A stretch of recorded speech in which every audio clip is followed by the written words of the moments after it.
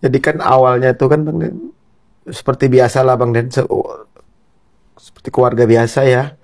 Hari apa? Hari tanggal 17 itu kan Nizam tuh anak saya itu masih ikut saya ke kantor, ikut lomba di kantor saya kan ada acara 17 Agustus gitu. Hmm.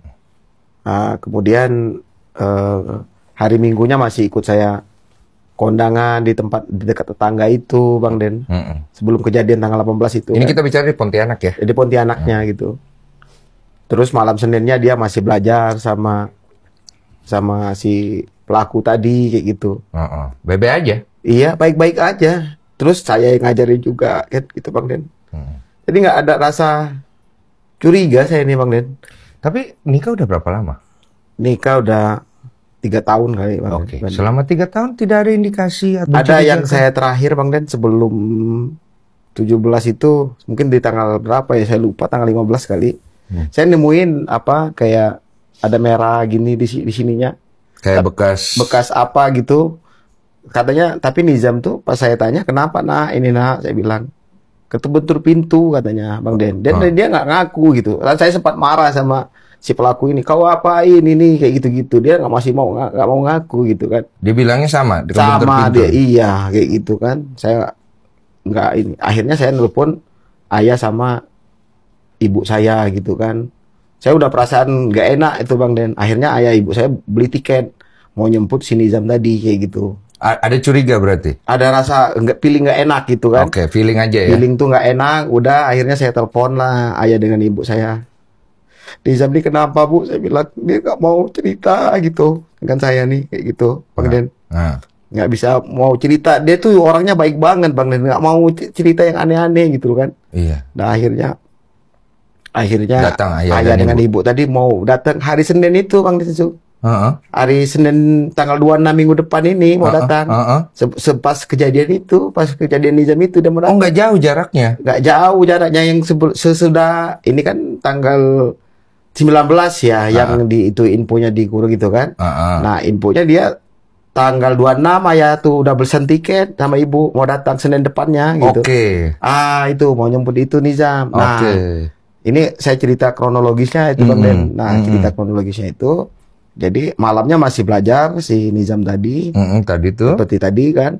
Terus udah pagi dia berangkat. Ya, Abang seperti biasa Bang Den. Abang mau sekolah katanya. "Ya, Nak," saya bilang, "hati-hati Nak ya, pintar-pintar sekolah Nak ya." Ya katanya. Sama dijemput sama yang tukang jemput Nizam kayak gitu kan. Nah, hari Senin itu saya juga dinas keluar kota Bang Den. Akhirnya saya tuh berangkat Bang Den gitu kan, berangkat. Nanti saya sampaikan gitu hari malam Selasa itu saya sampai di lokasi itu. Saya sampaikan, saya video call, "Mana Abang?" Itu udah malam, katanya udah tidur gitu kan. Malam Selasa itu udah tidur katanya. Besok harinya saya video call lagi hari Selasa itu. Udah nggak diangkat Bang Den. Udah nggak diangkat, video call saya sudah. Ini apa si pelaku nih?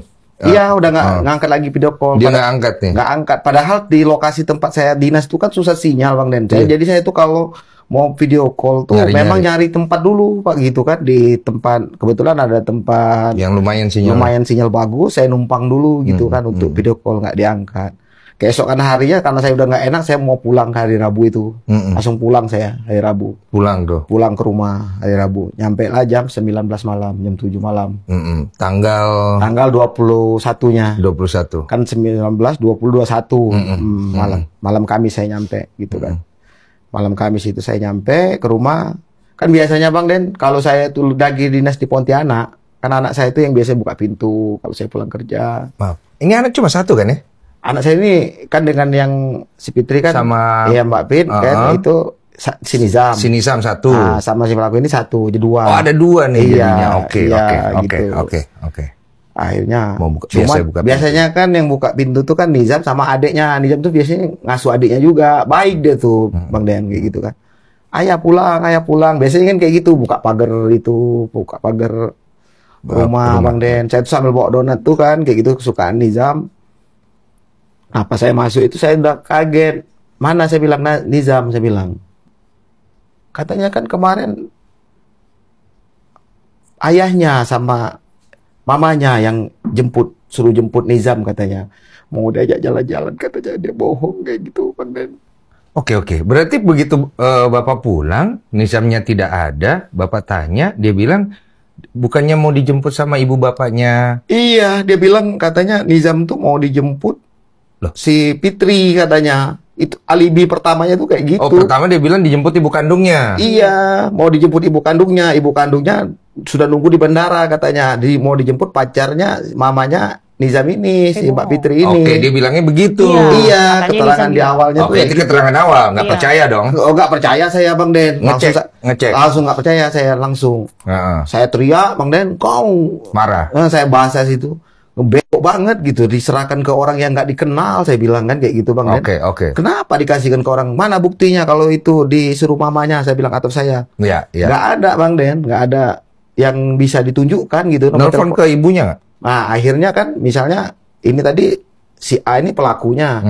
Yang jemput kan 2 orang tuh, B, C tadi gitu. Pengakuan dia. Iya, yang nelpon tuh B tadi, yang si pacarnya mamanya Nizam tadi. Iya, menurut Yogi tadi, menurut keterangan dia awal. Iya kan? Iya. Cuma Bapak ada nelpon langsung ke ibu kandungnya. Nah, akhirnya saya teriak gitu kan, saya marah banget. Itu kan baru pulang kerja jam 5 malam, baru dari jauh.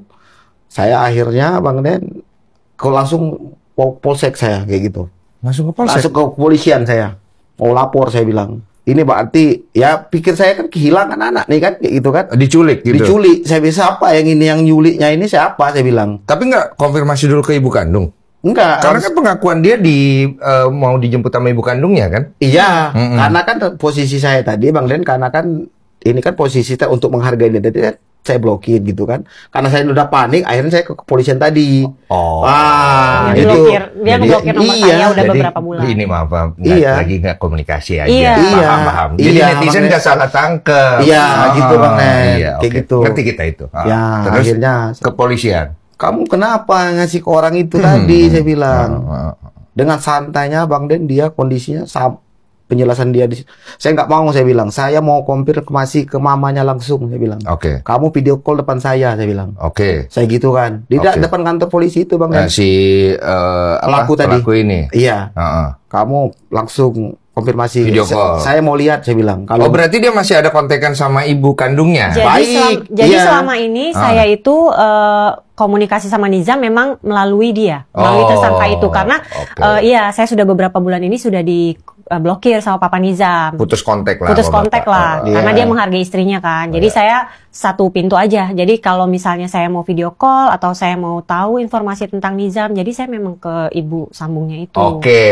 Makanya nyambung ke yang cerita tadi nih. Suruh video call langsung. Saya langsung suruh video call langsung. Dia video call? Video call depan saya. Karena posisi video call nyambung. Nyambung kan ke mamanya langsung. Mamanya kan di Jakarta, Bang Den. Nyambung.